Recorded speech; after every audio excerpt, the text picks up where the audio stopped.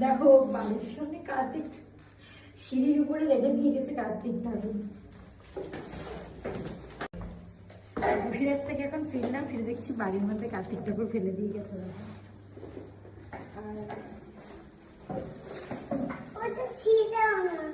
চিঠি আছে, দেখি কি লিখেছে চিঠির মধ্যে।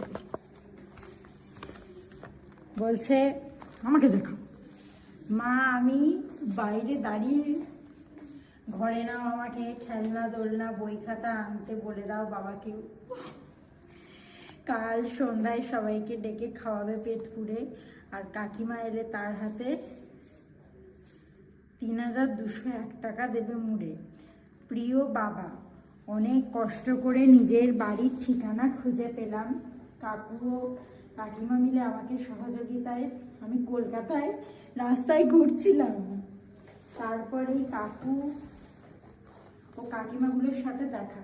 কাকিমারা দেখে মনে হলো চেনা চেনা। তারপরে দেখি শ্রেয়া কাকিমা ও তার সাথে আরও কাকিমারা। ওরা নিজের দায়িত্ব নিয়ে আমাকে নিজের বাড়িতে পৌঁছে দিল। আমি আমার নিজের ইচ্ছায় বাড়ি এসেছি, আর ওরা আমাকে অনেক কিছু কিনে দিয়েছে। কলকাতা থেকে আসতে ট্রেনে অনেক কিছু খাইয়েছে। ওরা খুব ভালো মা, তাই ওদের গালিগালাজ করো না।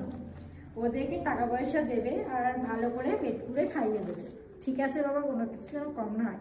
মেনুও লিখে দিয়েছে পুরো। মেনুতে কি কি লিখেছে দেখি।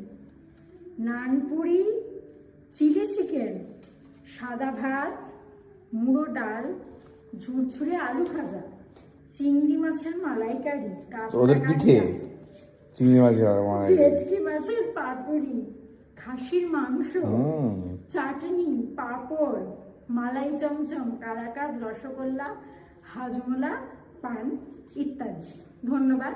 ইতি তোমাদের কার্তিক। ওদের পিঠে পিঠে দিতে হবে। এখন 12টা বাজে, এখন আসলাম বসিরহাট থেকে, এসে দেখি কার্তিক ঠাকুর দিয়ে গেছে।